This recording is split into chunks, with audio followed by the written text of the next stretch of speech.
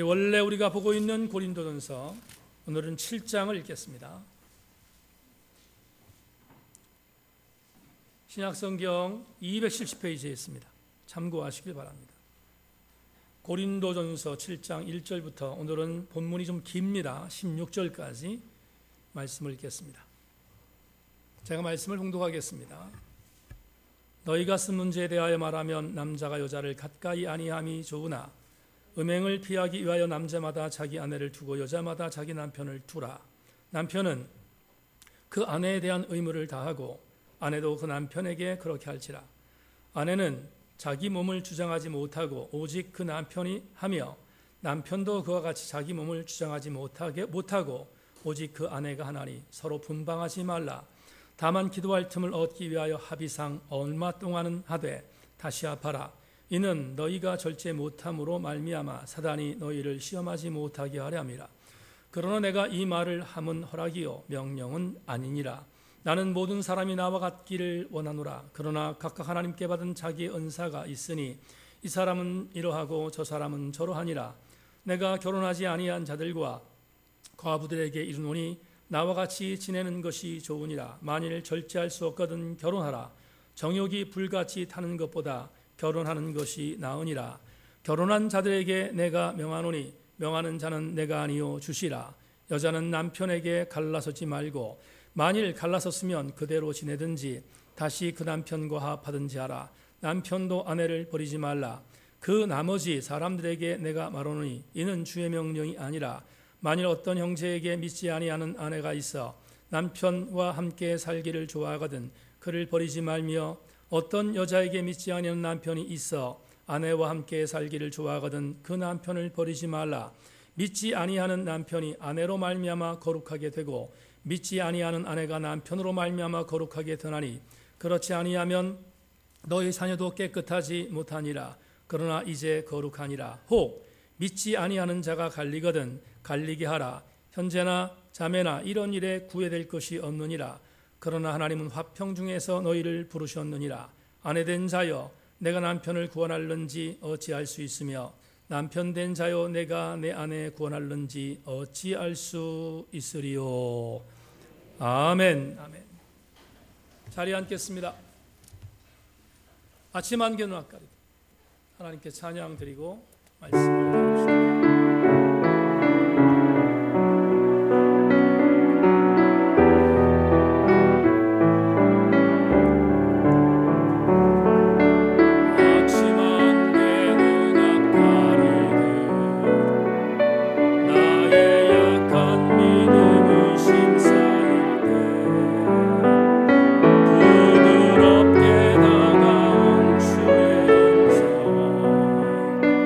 아무것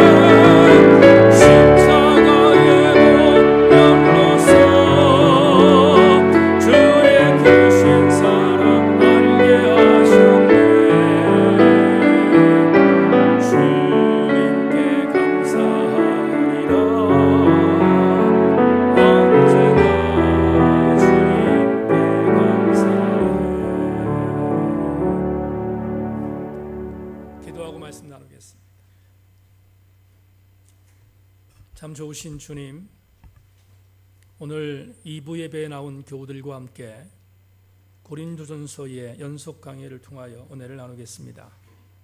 찬송한 찬송의 가사처럼 언제나 주님께 감사하는 것이 우리의 신앙의 여정 안에서 결코 쉽지 않지만 말씀대로 살고 말씀의 은혜가 우리에게 임하면 행할 수 있는 믿음의 노종인 줄로 믿고 우리 함께 감사하는 신앙의 주인공들 되게 하여 주시기를 원합니다. 오늘 말씀을 함께 나누겠습니다. 말씀이 들려지게 하시고 은혜 안에 말씀 때문에 승리하는 귀한 이 시간이 되게 하여 주시옵소서. 하나님이 우리와 함께 하실 것을 기대하며 예수 그리스도의 이름으로 기도하옵나이다. 아멘.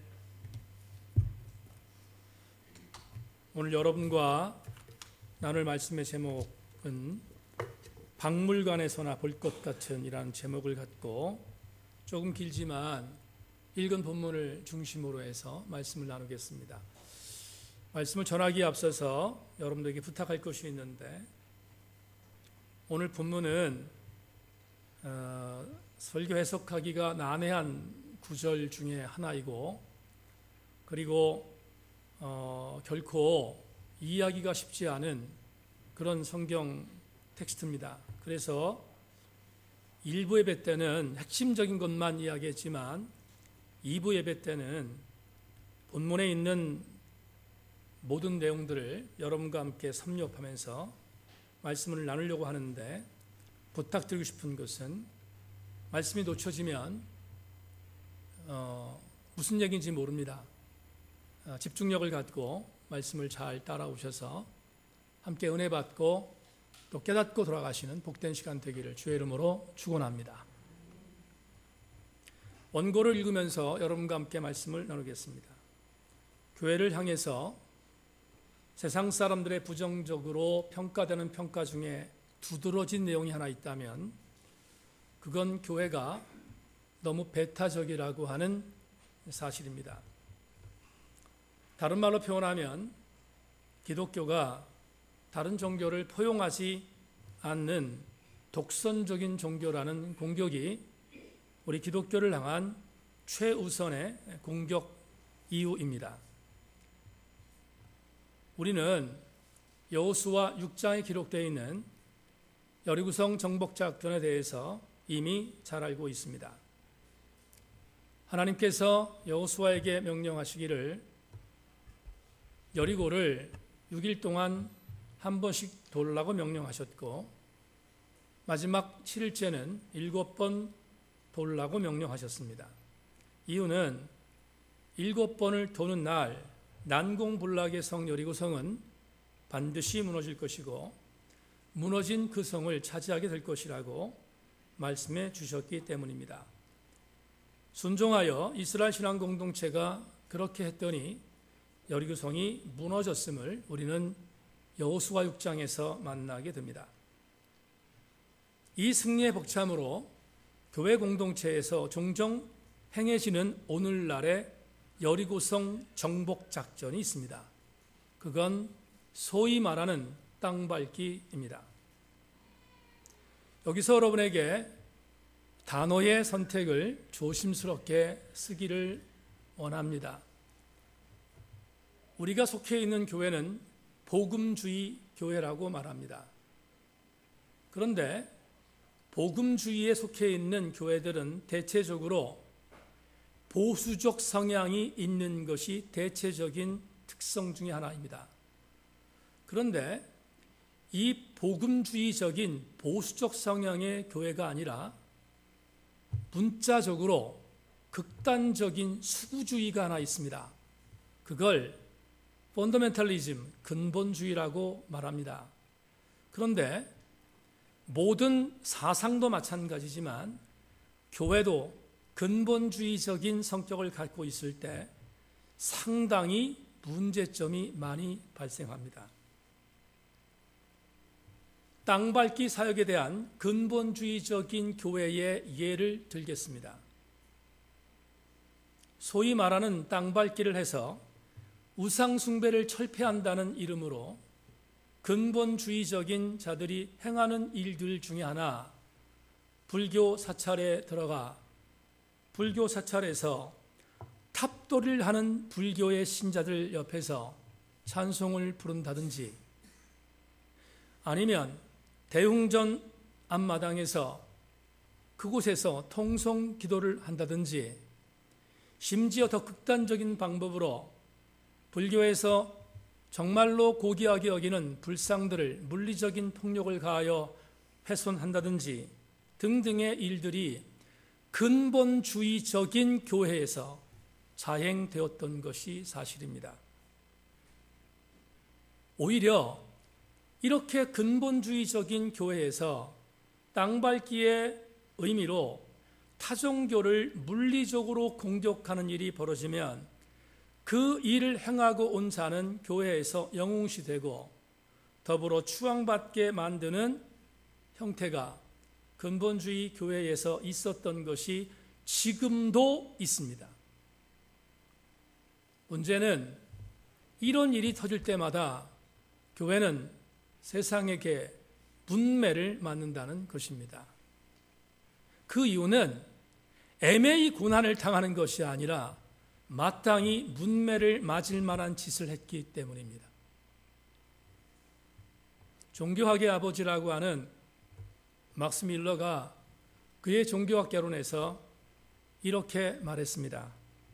하나의 종교만 아는 사람은 아무 종교도 모르는 것이다. 근본주의 기독교주의자들에게 주는 비수 같은 말씀이 아닐 수 없습니다. 이렇게 담임 목사가 여러분에게 전제한다면 이미 보수적인 생각을 갖고 교육받은 여러분 중에 우리 담임 목사가 조금 이상한 것 같다라고 말하는 분이 있을 것 같아 높아심으로 전합니다. 저는 지난 30년 동안 복음주의권에서 한 번도 떠난 적이 없이 사역했던 목사입니다. 근본주의자들이 말하는 땅밟기에 대해선 저는 적극적으로 반대하지만 제가 가지고 있는 사상이 하나 있습니다. 그건 예수 그리스도를 통한 구원의 유일성입니다. 예수 그리스도 이외에 다른 어떤 이름으로도 구원받은 만한 이름을 준 적이 없다는 사도행전의 기록을 저는 0.1%에 가감없이 분명히 믿습니다. 그렇다면 저 역시 세속적 가치에 있는 종교나 세속적 타종교에 있는 사람들이 저를 향하여 배타주의자, 독선주의자라고 공격할 수 있습니다. 그런 공격이 있을 때 제가 받는 반응은 그것입니다. 할 수 없습니다. 어쩔 수 없습니다. 왜냐하면 예수 그리스도를 통한 구원의 유일성은 목사가 갖고 있는 유일한 마지노선이며 제가 갖고 있는 가장 중요한 핵심적인 가치이기 때문입니다. 그러나 예수 그리스도를 통한 구원의 유일성을 주장하는 것과 그것을 폭력적으로 타종교에 주입하는 것은 절대로 같은 일이 아닙니다. 여기서 우리 교우들과 함께 짚고 넘어가야 할 것이 있을 것 같습니다. 여러분, 이상하게 여기지 말고 들어야 할 말씀인 것을 인지하고 담임 목사의 선포에 가슴으로 아멘해 주시기를 원합니다. 저는 교회가 물리적으로 승리하지 않았으면 좋겠습니다. 저는 교회가 세속적으로 힘이 없었으면 좋겠습니다.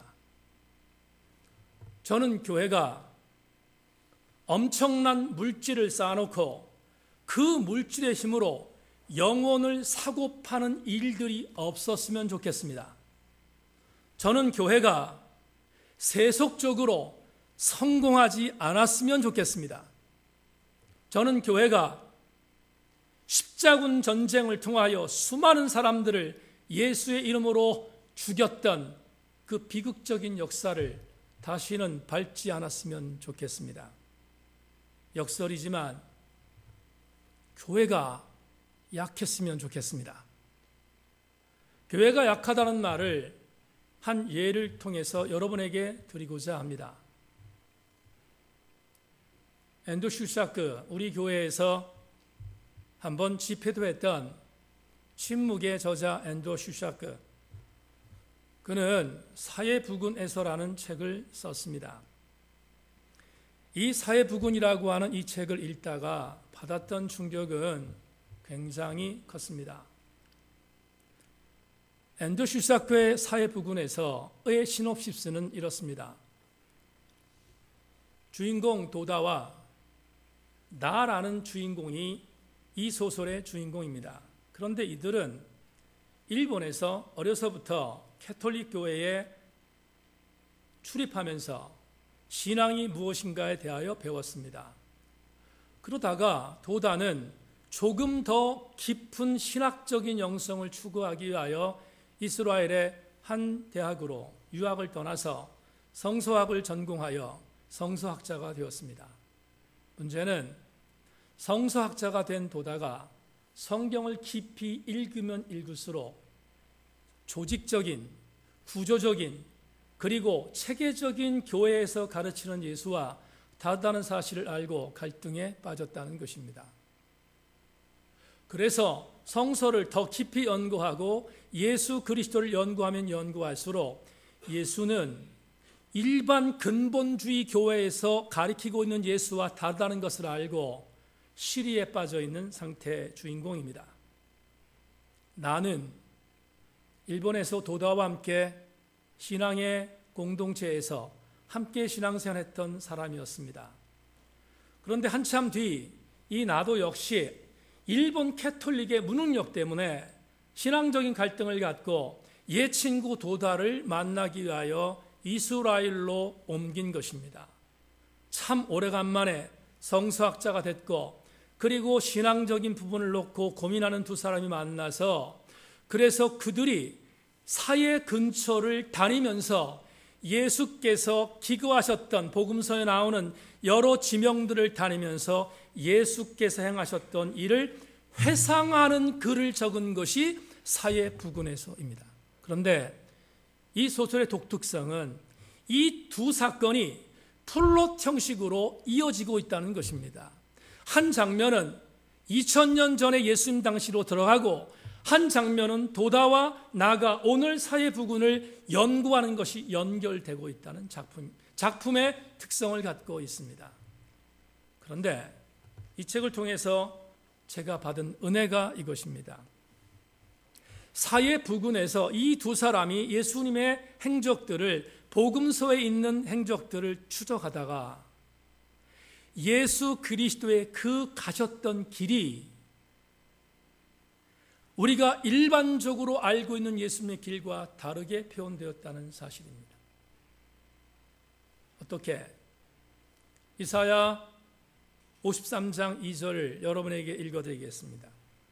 그는 주 앞에서 자라나기를 연한 순 같고 마른 땅에서 나온 뿌리 같아서 고운 모양도 없고 풍채도 없은즉 우리가 보기에 흠모할 만한 아름다운 것이 없도다. 무슨 말입니까? 이 땅에 다시 오실 메시아는 외형적으로 볼품이 없었다는 뜻입니다. 우리에게 올 메시아는 외형적으로 뭔가 자랑할 만한 것이 없다는 것을 예언자 이사야가 예언하고 있지 않습니까? 그런데 이 소설은 이사야 53장 2절 말씀을 그대로 적용하고 있습니다. 물론 자기적인 것이긴 하지만 앤드류 슈사크의 기가 막힌 터치였습니다. 이런 것입니다. 여러분 잘 알고 계시는 복음서에 계시는 예수님은 어떤 분입니까? 초자연적으로 기적을 행하시는 분, 병든 자를 벌떡벌떡 일어나게 하시는 분, 광풍과 바람을 멎게 하신 분, 손만 대면 누구든지 자리를 박차고 일어나 치유받게 하시는 능력자이시지 않습니까? 그런데 앤드류 슈사크는 사회부군에서 예수님을 정반대로 그리고 있습니다. 불경스럽게 그렸다고 생각하지 않습니다. 엔도 슈삭과 그린 예수님은 사해 부근에서 이런 분으로 우리에게 옵니다. 갈릴리 한 마을에 들어가셨습니다. 들어가서 병자들이 있는데 그 마을 사람들이 병자를 고쳐달라고 예수님께 요구합니다. 그런데 예수님은 고치지 못하십니다. 바람이 불어와 그 바람을 멎었던 예수님을 우리는 기억합니다. 그 바람을 멈추셨기 때문입니다. 그런데 갈릴리 한 지역에서 바람을 멈추라고 하는 요구에 대하여 바람을 멈추지 못하는 무능력자 예수로 그려지고 있습니다. 예수님은 하나님의 아들로서의 신성을 전혀 발휘하지 못하는 그냥 쉼없는 예수였습니다. 결과 어떤 일이 벌어지는가? 예수의 소문이 갈릴리 지역에 퍼지자 갈릴리 지역에 있었던 수많은 마을에서 예수님이 들어오면 그 예수님을 배격하기 시작합니다. 이따위 무능력한 예수는 우리 마을에 필요 없다는 것입니다. 나가라는 것입니다. 우리 마을에서 꺼지라는 것입니다. 그런데 그 핍박을 받았던 예수님께서 행하신 반응은 아무리 그런 핍박이 와도 비아냥을 당하여도 많은 린치를 당하여도 그 자리를 떠나지 않았다는 것입니다. 그리고 예수님이 하셨던 것은 하나입니다. 자기를 핍박하지만 자기를 공격하지만 그 마을의 가장 나약한 자와 예수께서 곁에 함께 계셨다는 것입니다. 엔저 슈사크가 말하고자 하는 사해 부근에서 예수님은 어떤 분이셨습니까? 초자연적인 능력을 행하는 강한 분이 아니라 아픈 자와 함께 아프고 우는 자와 함께 울고 웃는 자와 함께 웃는 그냥 나약한 자의 하나님의 아들 예수였습니다. 그렇다면 앤드류 슈사크가 이 작품에서 우리에게 말하고자 하는 것이 무엇입니까? 이것입니다. 예수 그리스도는 강한 자와 함께 하지 않고 예수 그리스도는 나약한 자와 함께 하셨다는 것입니다. 예수 그리스도는 있는 자와 함께 하시지 않았고 예수 그리스도는 없는 자와 함께 하셨다는 것입니다. 그는 철저히 이타적 예수였다는 사실을 앤도 슈사크는 사회부근에서 우리에게 역설해 주고 있습니다. 지난주 출신교회 목회자 모임이 있었습니다. 출신교회에서 함께 자랐던 선후배가 모였습니다. 한 후배가 전라북도 전주에서 부목사로 심우하고 있습니다. 전주에서 부목사로 심우하는 이 후배가 이야기 끝에 본인 교회에 있었던 에피소드를 말했습니다. 선배님, 아시는 것처럼 우리 교회는 전주에서 제일 큰 교회입니다. 성결 교단에서 제일 큰 교회입니다. 그래서 우리 교회는 전주에서 가장 막강한 영향력을 미치는 교회 중에 하나입니다. 비근한 예로 아시는 것처럼 전주 지역의 지역 국회의원들은 대부분 국민의당과 그리고 더불어민주당이 국회의원이 되는 것이 정상적인 판례이지 않습니까? 그런데 아시는 것처럼 전주의 한 지역구에서 유일하게 자유한국당 국회의원이 선출됐습니다. 그 지역구가 바로 우리 교회가 있는 지역구입니다. 그런데 자유한국당 국회의원이 당선될 수 있었던 이유가 있다는 것입니다. 그 이유는 국회의원 선거 기간 동안 담임 목사님께서 그 당선된 국회의원을 음으로 양으로 도왔다는 것입니다.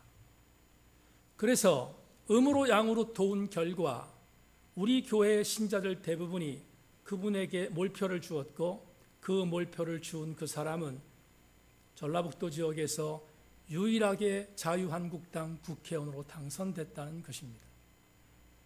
여러분, 후배 목사가 전하는 이 말을 듣고 여당과 야당과의 상관과 관계없이 듣기에 거북했습니다. 왜냐하면 교회가 힘이 있어서 교회가 세속적인 권력의 힘을 휘두를 수 있다면 교회가 축복입니까? 비극입니까? 교회는 교회만이 갖고 있는 본질이 있습니다. 교회는 교회만이 추구해야 할 교회만의 기본적인 본질이 있습니다. 오늘 저는 이 본질이 무엇인지에 대하여 여러분과 함께 본문을 통하여 나누려고 합니다. 오늘 본문은 듣는 이에 따라서 상당히 많이 거북스러울 수 있습니다.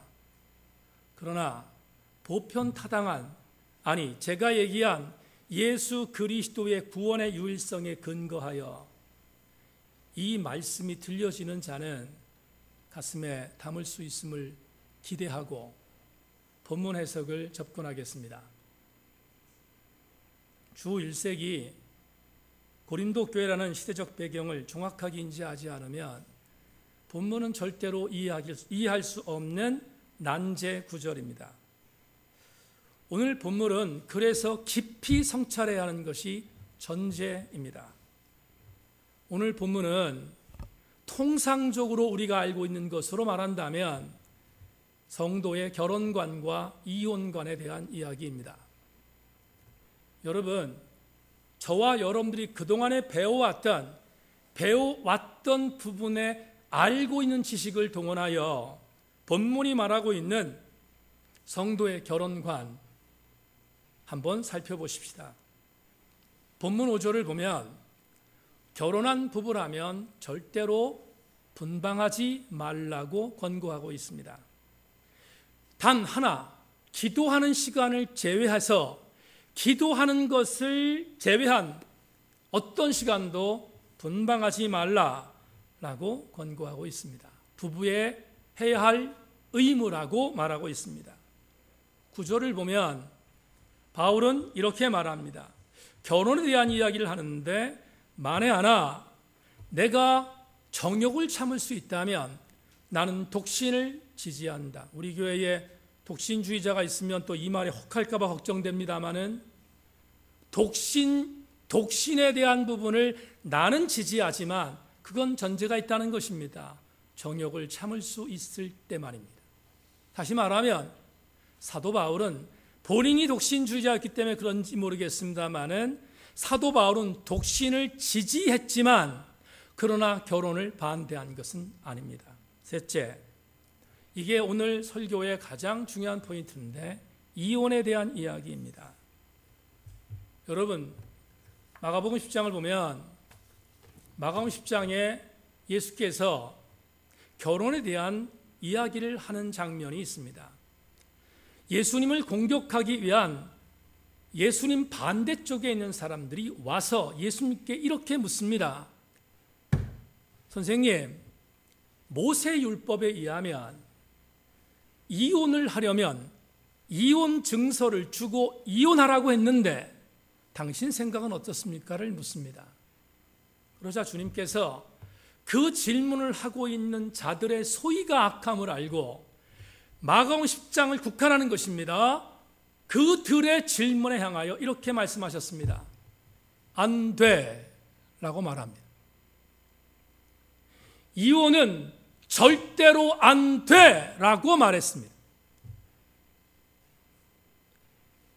이혼을 부추기고 있는 바리새인과 종교 지도자들에 대한 주님의 분명한 선포입니다.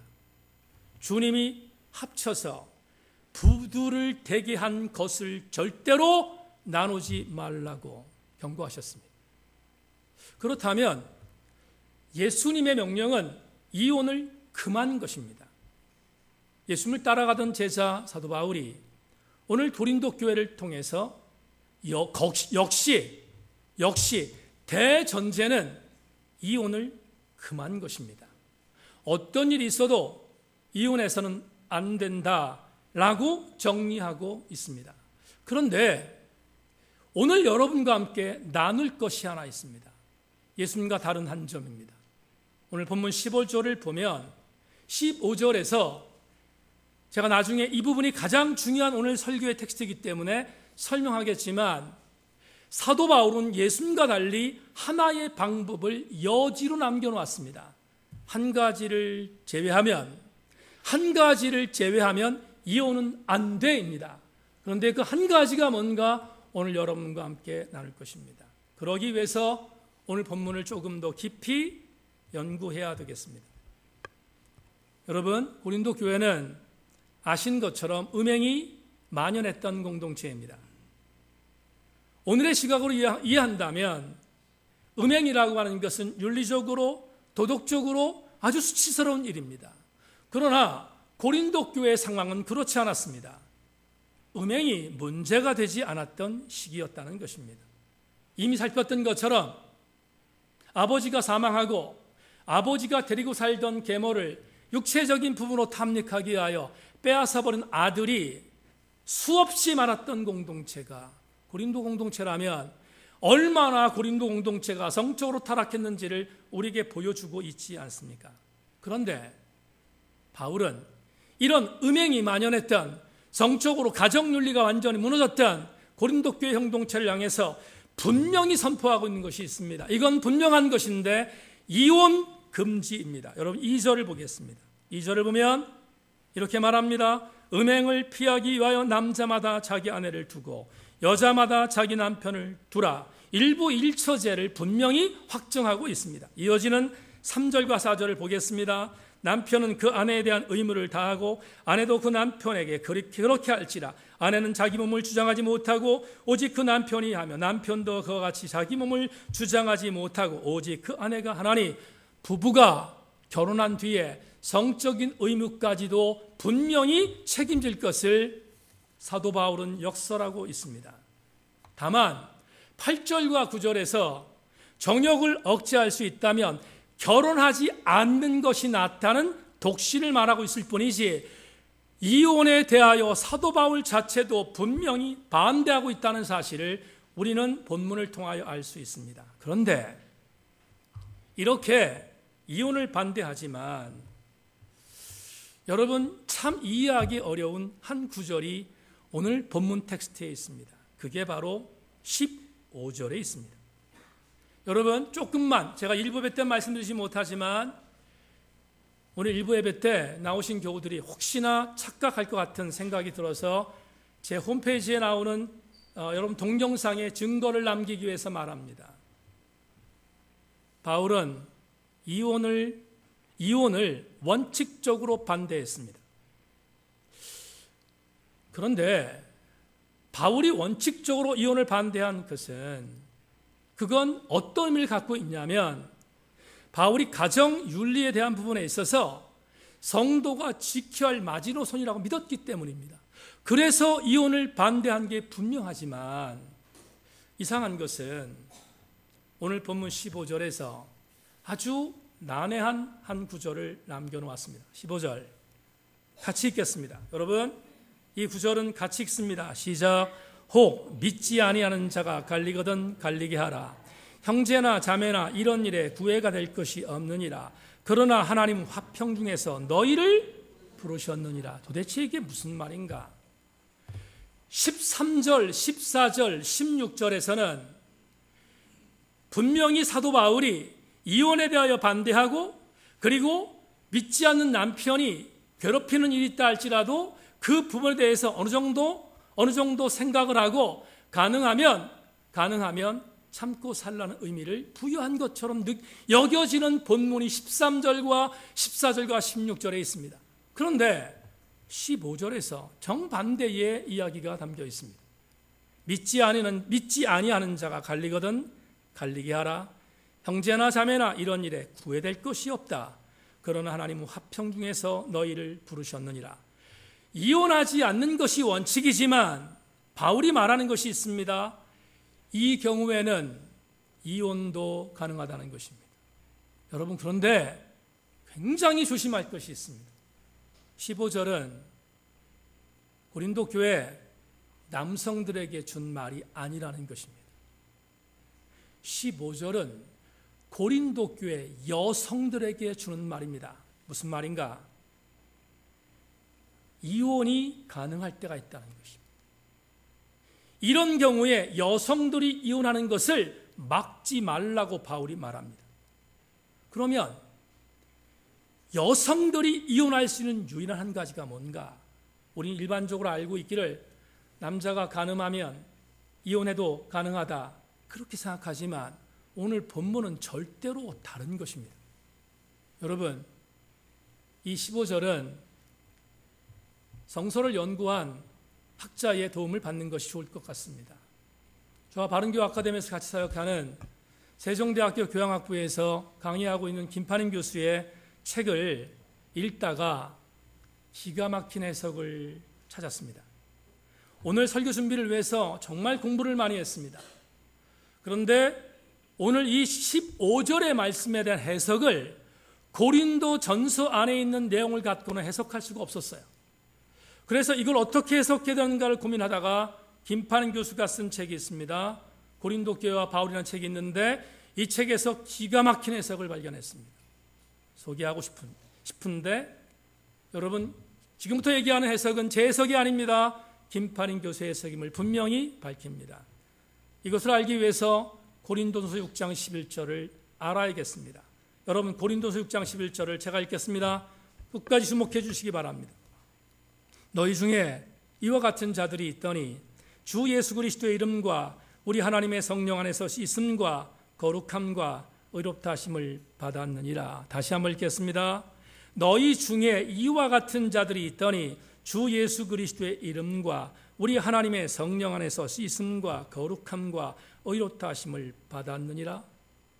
고린도전서 6장 11절과 오늘 고린도전서 7장 15절을 연결하여 해석하면 탁월한 해석이 나옵니다. 무슨 말인가? 고린도전서 6장 11절에서 바울이 고린도 교회 성도들 중에 이런 부류가 있다는 것을 소개하는데 이런 부류입니다. 씻음 받고 거룩함을 받고 의롭다 하심을 받은 자들. 고린도 교회라고 하는 음행이 만연했던 공동체 안에서 유독이 씻김을 받고 거룩함을 받고 의롭다 하심을 받은 자들이 있다고 바울이 역설하고 있습니다. 그렇다면 이들이 누구인가? 거룩하고 씻음 받고 그리고 의롭다 하심을 받은 이들이 누군가? 이게 너무 중요합니다. 헬라 원어 성경을 보면 씻음은 아폴로라는 단어를 썼습니다. 거룩함 하기아조입니다. 그리고 의롭다 하심은 디카이오라는 단어를 씁니다. 그런데 이 세 단어에 공통점이 있습니다. 이 단어는 유대인의 법도 마찬가지고 초대교회 법도 마찬가지인데 이 단어는 누구에게나 쓰는 단어가 아니라 한 가지 정의에 쓰는 단어입니다. 이 단어는 세례를 받은 자에게 쓰는 단어입니다. 다시 말하면 고린도전서 6장 11절에서 여러분 음행이 만연했고 하나님의 말씀대로 살지 않던 막대먹은 인간들이 많았던 고린도 교회 안에서 어느 날 갑자기 보니까 그들 부류 안에서 세례를 받고 새로워진 사람이 있다는 사실을 바울이 우리한테 소개하고 있는 것입니다. 그렇다면 이런 질문이 가능합니다. 목사님, 그 세례 받은 게 뭐 이렇게 대단합니까? 우리도 세례 받은 사람 지천이지 않습니까? 세례가 뭐 이렇게 대단하다고 지금 이렇게 말합니까? 라고 질문할 수 있습니다. 그러나 답변하겠습니다. 주 1세기 고린도 교회 성도들 중에서 세례를 받은 것과 2017년 제천세인교회 세례를 받은 자들과는 똑같지 않습니다. 왜 똑같지 않을까요? 여러분, 저도 공범자이기 때문에 별로 큰 소리를 칠 수는 없지만 이런 이유 때문입니다. 여러분 세례 언제 받으셨습니까? 어느 교회에서 어느 목사에게 세례를 받으셨습니까? 대체적으로 한국교회 세례는 이런 경우에 받습니다. 첫째, 교회 출석 1년이 됐으니까 교회에서 세례 받으라고 했으니까 얼떨결에 받은 경우 첫 번째입니다. 두 번째, 어떤 성도가 교회를 나왔습니다. 근데 그대로 놔두면 안 될 것 같습니다. 세례를 받게 해서 교회에 정착하기 위하여 준 세례. 혹시 그 중에 내가 들어가면 그냥 속으로 그러려니 하십시다. 세 번째, 여러분 물세례를 이게 참 긍정적입니다. 그래도 물 세례를 받게 했어요. 믿음도 없고 별로 신앙이 어떤 연조도 없어요. 그런데 물 세례를 받게 해서 하나님이 전적인 은혜로 성령 세례를 받게 할 것을 기대하고 준 경우가 있습니다. 그 세 번째입니다. 나는 우리 교회 교우들이 그런 사람들이 많기를 소망합니다.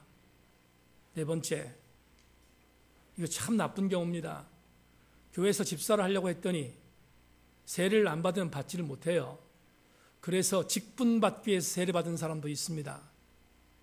네 경우가 한국교회에 세례를 받은 경우에 들어가는 일 중에 하나입니다. 그런데 주 1세기 고린도 교회는 다릅니다. 여러분, 주 1세기 고린도 교회에 세례를 받을 때 세례 대상자의 자격이 있습니다. 어떤 사람이 받는가? 교회 경력, 신앙의 연수 다 중요하지 않습니다. 고린도 교회에서 세례를 받는 유일한 자격은 딱 하나입니다. 이 사람이 주 예수 그리스도를 위하여서 죽을 수 있는가입니다. 다시 말하면 순교적 자세가 있느냐입니다. 그렇다면 21세기 한국교회와 주 1세기 고린도 교회 세례자의 차이는 비교해서는 안 되지 않을 것 같습니다. 여러분, 그런데 고린도전서 6장 11절에서 씻음받고 거룩함을 받고 의롭다함을 받았던 대상자들이 누군가 순교적 자세를 갖고 있었던 누군가입니다. 그렇지 않겠습니까? 세례를 받았다는 것은 이거 전제하는 것이니까. 그런데 놀라운 사실이 있습니다. 고린도전서 6장 11절에서 말하는 이 세례 받은 자가 누군가 하면 고린도 교회 7장 15절에서 오늘 본문에 기록되어 있는 자 중에 한 명입니다. 어떤 자인가? 이제 오늘 설교의 가장 중요한 포인트를 말씀드리려고 합니다. 여러분, 고린도라는 지역에 음행이 만연했고 정적으로 타락했고 우상 숭배가 있었던 그곳에서 살던 사람들 중에서 고린도 교회가 세워졌습니다. 그런데 고린도 교회가 세워져서 우리도 그런 사람도 있지만 고린도 교회가 세워지니까 고린도에 있었던 사람 중에서 은혜 받은 감동은 없어요. 세례 받은 감동은 없지만 그냥 교회를 나온 사람들이 있습니다. 그 교회를 나온 사람들 중에 눈이 맞았습니다. 그래서 눈이 맞은 그 사람들이 교회에서 결혼했습니다. 고린도 교회 안에서 만나서 결혼한 사람 있습니까? 없습니까? 있을 것입니다. 또 하나, 교회를 나오기 전에 둘이 결혼했다가 같이 교회를 나오게 된 사람도 있을 것입니다. 충분히 가능합니다. 그런데 고린도전서 7장 15절에서 말하고 있는 배경은 이런 것입니다. 여러분, 둘 다 세례를 받지 않은 상태에서 교회를 나왔습니다. 나왔는데 어느 날 그 중에 한 명이 주님과의 인격적인 만남을 통하여 주님을 만났습니다.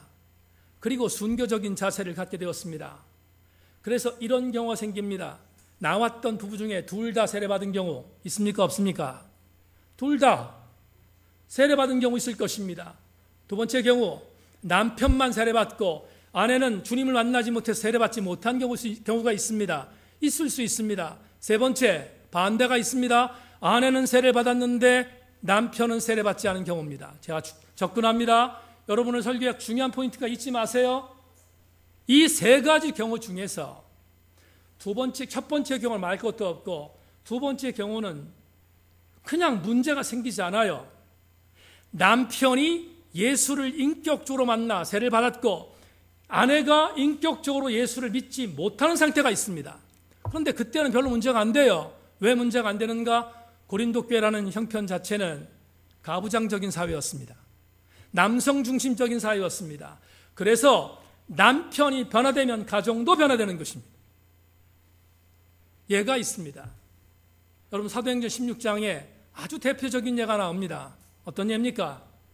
빌립보에 사도 바울이 들어가서 빌립보 교회를 세웠습니다. 그런데 빌립보 교회를 세워서 수많은 사람들을 전도하며 예수를 믿게 했습니다.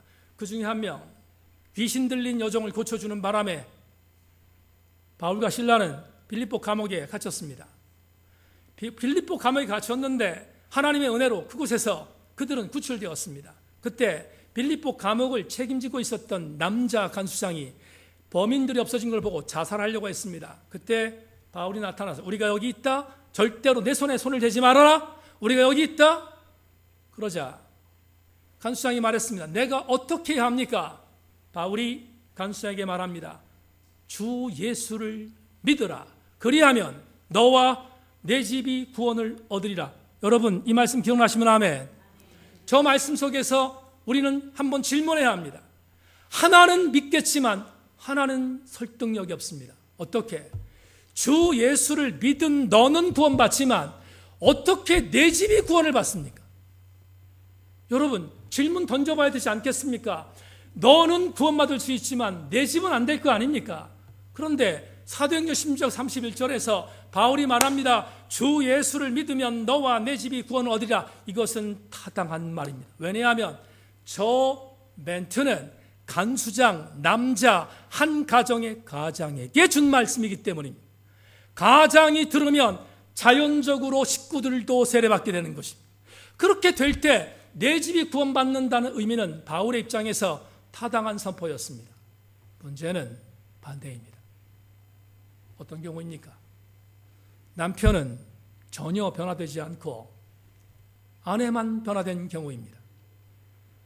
이럴 경우에 문제가 심각해졌습니다. 오늘 고린도전서 7장 15절은 바로 그 배경입니다. 여러분, 믿지 않는 사람이라면 갈라서라는 것입니다. 충격적이지 않습니까? 바울이 이런 말 했다는 자체가 충격적이지 않습니까? 믿지 않으면 갈라서라는 것입니다. 남성 여러분, 기분 나쁘지요? 왜 기분 나쁩니까? 7장 15절에 있는 이 15절의 이 말씀의 대상은 사도행전 16장 31절에 남성인 것처럼 남성이었으면 좋겠는데 미안하지만 15절은 여성입니다. 누구한테 한 말인가? 고린도 교회에서 순교적 각오를 갖고 세례받은 여성 그들에게 준 말씀입니다. 다시 말하면 여성의 인권이 짓밟히고 있는 이때 여성들이 이혼할 수 있는 유일한 한 가지의 전제를 둔 것은 이것입니다. 너는 세례를 받고 남편은 끝까지 세례를 받지 않을 경우 헤어지라는 것입니다.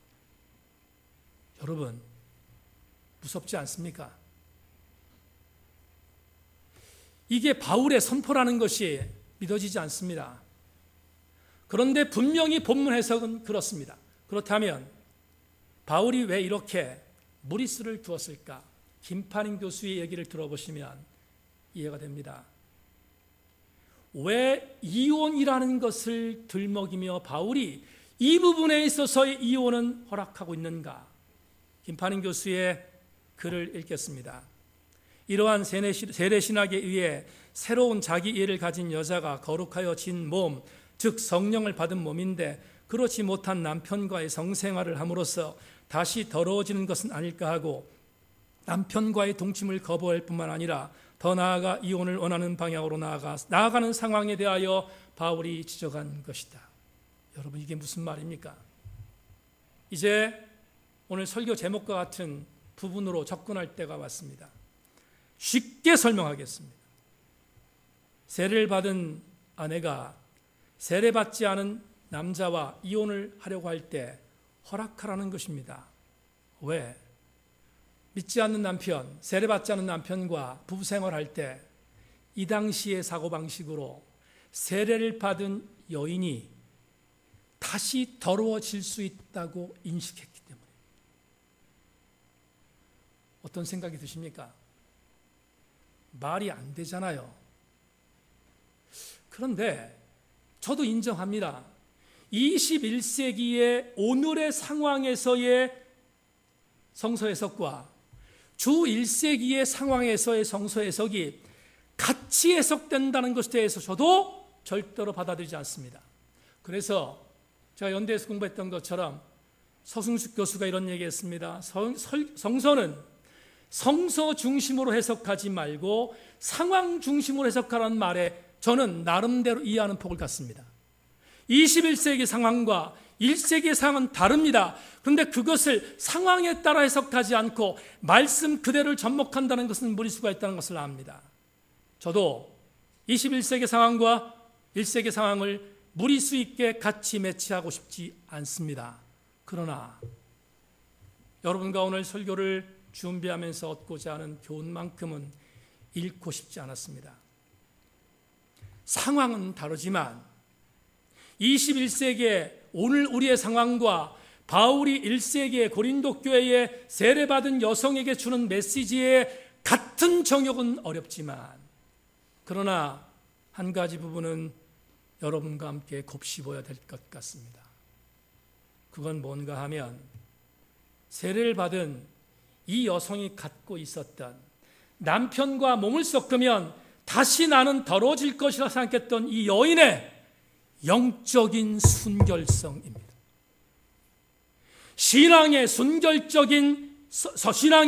순결성에 대한 부분에 있어서의 이 여인의 이 사상과 이 신앙은 오늘 곱씹어 봐야 합니다.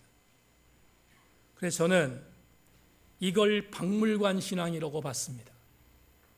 여러분, 믿지 않는 남편과 잠자리를 같이 하면 내가 더러진다고 생각하는 여성이 오늘 있다면 박물관에 보내야 되지 않겠습니까?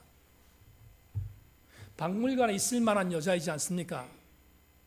그런데 제가 얘기하는 것은 상황이 아니라 그 여성이 갖고 있는 신앙의 정신입니다. 여러분에게 오늘 설교를 마무리하면서 또 하나의 큰 도전을 드리고 싶습니다. 고린도 교회에서 이혼을 감당한다면 오늘날의 이혼을 하는 여성들에게는 별로 마음에 와닿지 않는 부분이 있습니다. 여러분, 요즘에 이혼하면 재산권 분할, 위자료 살만합니다.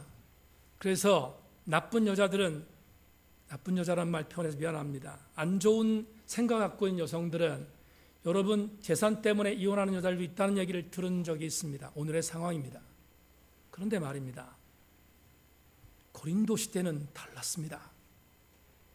여러분, 이게 이해가 될지 모르지만 성경에 있는 내증이니까 그대로 말씀드립니다. 고린도 교회에 살고 있었던 여성들 중에 남자와 이혼하면 그들에게 임하는 것이 있었습니다. 뭐냐? 죽는 것입니다. 어떻게? 굶어 죽는 것입니다. 가부장적 사회에서 모든 것들이 남성 편리주의로 만들어진 고린도 교회는, 고린도라는 도시는 여성들이 할 일이 없습니다.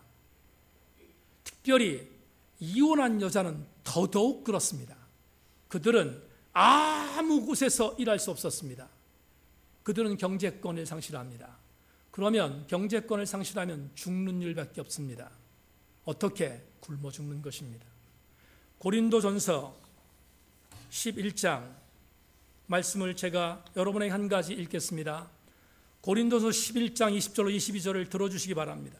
그런즉 너희가 함께 모여서 주의 만찬을 먹을 수 없으니 이는 먹을 때 각각 자기의 만찬을 먼저 갖다 먹으므로 어떤 사람은 시장하고 어떤 사람은 취함이라. 너희가 먹고 마실 집이 없느냐? 너희가 하나님의 교회를 업신여기고 빈곤한 자들을 부끄럽게 하느냐? 내가 너희에게 무슨 말을 하랴? 너희 칭찬을 하랴? 이것으로 칭찬하지 않노라. 설명하겠습니다. 고린도 교회에서 매일 저녁마다 만찬이 이루어졌습니다. 저녁에 이루어지는 만찬은 간단하게 음식을 먹는 애찬이 아니었습니다. 음식을 많이 만들어 놓고 마음껏 먹을 수 있도록 만든 것이 고린도 교회 만찬입니다. 그런데 그 만찬을 고린도 교회에서 행한 이유가 있습니다. 누구 때문에 했는가? 이혼한 여성들 때문이었습니다. 여러분, 하루에 한 끼를 먹어도 죽지 않습니다.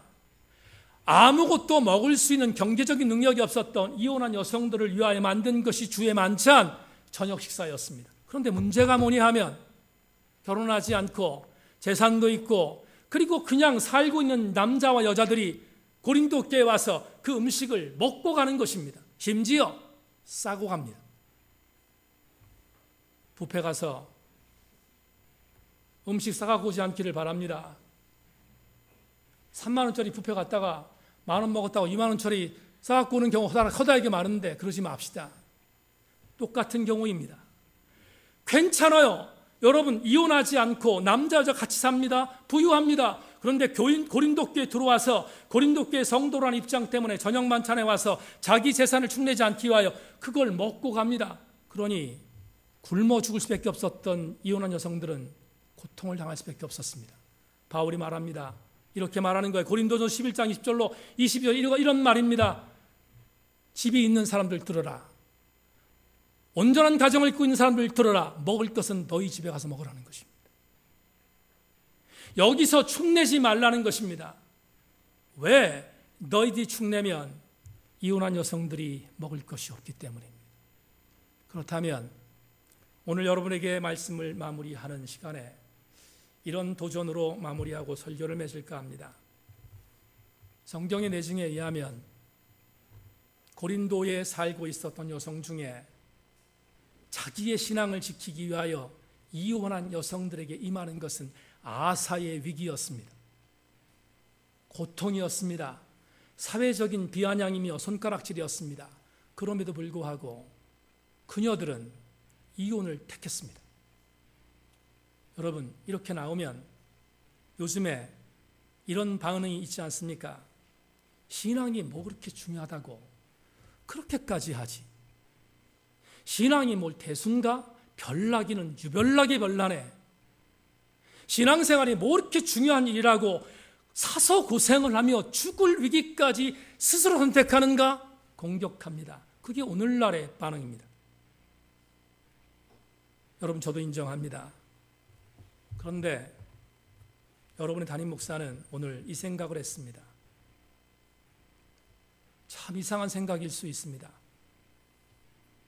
박물관에 가야만 볼 수 있는 고린도 교회의 이혼을 선택한 그 여성들과 같은 그 신앙의 순수성을 가지려고 했던 그 정신의 신앙인이 오늘 그리워지는 것은 왠지 모르겠습니다. 벳세다 광야에서 주님, 여기 모여있는 2만 명을 먹이려면 200데나리온의 물질이 있어야 이 사람들을 먹일 수 있습니다. 주님 어떻게 합니까? 말했던 빌립보다 너희 중에 먹을 것이 있으니까 너희들이 주어라 라는 명령이 떨어지자 그 수많은 사람들이 앉아 있었던 들판으로 발품을 팔면서 주님께 뭐 드릴 것이 없는가를 정말로 아둔하지만 발품을 팔며 다녔던 안드레가 더 그리워지는 것은 웬일인가? 요즘 해외에 나가서 나는 이게 신념입니다. 일주일은 해외 나가서 즐기는 게 내 신념이고 일주일은 교회 와서 봉사하는 게 나는 이게 내 신념이라 말하면서 그리스도의 자임을 말하는 수많은 사람들보다 우리 제천세인교회에서 새벽에 나와 내 자녀와 한국과 그리고 나의 삶과 지금 투병 중에 있는 수많은 영혼들을 위하여 눈물 뿌려 이 여러분의 의자를 적시고 있는 그들이 그리워지는 이유는 무엇 때문일까?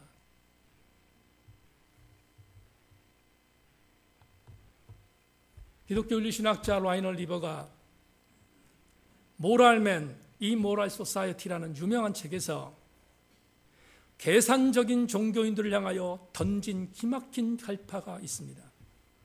합리화된 형태의 종교는 보통 사람들보다 의무를 최고의 덕으로 표현으로 선정할 것이다. 왜냐하면 어떤 충동에다가 도덕적인 탁월성을 주기보다 모든 충동을 이성의 지배하에 두는 것이 그들 보기에는 더 덕스럽게 보일 것이기 때문이다.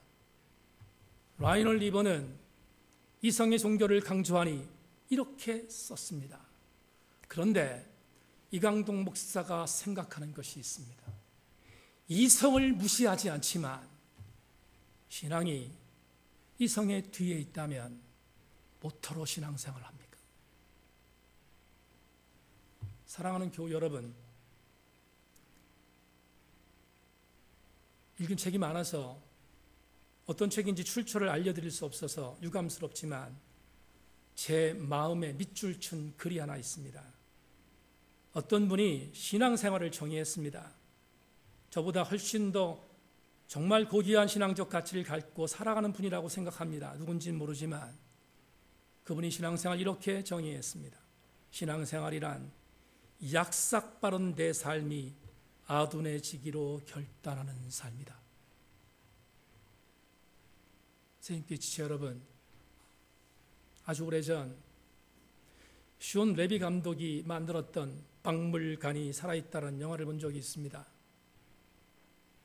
박물관에 소장되어 있는 누구도 관심 갖지 않고 있었던 박물관에 있었던 인물들이 살아나서 일으키는 소동을 코믹하게 그린 것입니다. 오늘 설교를 준비하다가 오버랩됐습니다. 오늘 박물관 신앙인들이 여기저기에 많지 않습니다. 박물관 신앙을 갖고 있으면 공격받습니다. 그런데 왠지 모르게 오늘 박물관 신앙을 갖고 있는 그들이 그리워지는 것은 그 정신이지 않겠습니까? 투박하지만 촌스럽지만 그러나 하나님께서 요구하시는 신앙의 열정을 사수하려는 본질적 그리스도인들, 오늘 우리 세인교회 성도들이 가져야 할 정신이지 않겠습니까? 사랑하는 여러분, 우리 함께 사람이 뭐라 하더라도 신앙만큼은 박물관 신앙을 갖기를 소망하고 그 은혜 안에서 여러분 승리하는 우리 귀한 지체들 되기를 주님의 이름으로 축원합니다. 기도합시다. 은혜로우신 주님 감사합니다. 오늘 주님의 은혜 안에 말씀을 나누었습니다. 우리는 21세기를 살아가고 있는 자들인 것을 인정합니다. 그래서 21세기에 맞는 상황적 중심의 설교 해석, 그것을 접근하여 나에게 적용하는 것 너무 중요하다는 것도 압니다. 그러나 어느 경우에 투박하지만 촌스럽지만 그럼에도 불구하고 고린도 교회에 이혼을 감행하면서까지 신앙을 지키려고 했던 그녀들의 신앙이 오늘 눈에 보이는 것은 하나님 어쩌면 21세기에 그 신앙인들을 볼 수 없기 때문이 아닌가 싶습니다. 존귀하신 주님, 우리 세인교회 성도들 본질적인 신앙, 교회에서 요구하는 그리고 하나님의 말씀에서 요구하는 가장 기본적인 본질의 신앙 상실하지 않게 하여 주옵소서. 그렇게 달려가는 우리들 되게 하여 주시기를 원합니다. 주의 놀라운 은혜가 우리 모두에게 임하기를 소망하며 예수님의 이름으로 기도하옵나이다. 아멘. 350장 찬양합시다.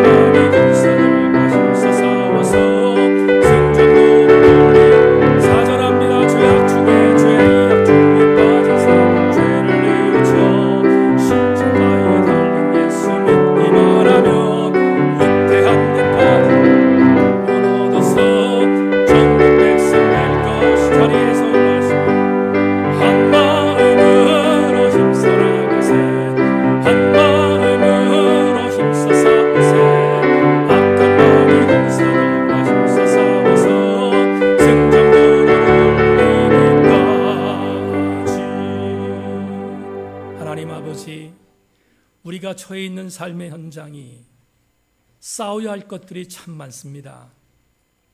뒤로 물러서면 침눈에 빠져 함몰될 수 있는 상황이 너무 많습니다. 주님, 이길 수 없고 헤쳐나갈 수 없다 할지라도 하나님께서 우리에게 힘주시고 하나님이 우리에게 주셨던 본질적 사역을 감당하면 우리가 내가 이기는 것이 아니라 하나님이 이기게 하실 줄로 확신하고 우리 성도들마다 하나님 신앙의 순결함을 지키게 하여 주시옵소서. 주님 달려갈 때 우리 모든 자들 외롭지 않게 하시고 하나님이 우리를 보호하여 주시옵소서. 예배 나온 사랑하는 교우들 마음과 뜻과 정성과 시간과 몸과 물질을 모두 드리며 하나님 앞에 봉헌했습니다. 범사는 주님께 맡기오니 주님이 사역을 감당할 때 어려움이 없도록 지켜주시고 인도하여 주시옵소서. 환우들 전체를 기억해 주시고 저들의 있는 처처에서 주님이 위로자 되어 주시기를 원합니다. 하나님, 일주일 동안 삶의 여정 안에서 넉넉히 승리하는 우리 세인 공동체 되게 하여 주시옵소서. 구교락 집사님, 어머님을 하늘날 하나님의 나라에 파송한 뒤에 감사하는 마음으로 오늘 교우들을 위하여 귀한 것들을 제공합니다. 주님 도우셔서 우리 사랑하는 집사님 가정에 하나님의 분복이 넘쳐나게 하시고 하나님 승리케 하여 주시옵소서. 지금은 예수 그리스도의 은혜와 하나님 아버지의 극진하신 사랑과 성령님의 감동 감화하심의 은혜가 신앙의 순결성을 잃지 않겠습니다. 그것을 지키겠습니다. 그것을 사수하겠습니다. 결심하며 돌아가는 우리 모든 교우들 머리머리 위에 지금부터 영원토록 함께 계시옵기를 간절히 축원하옵나이다.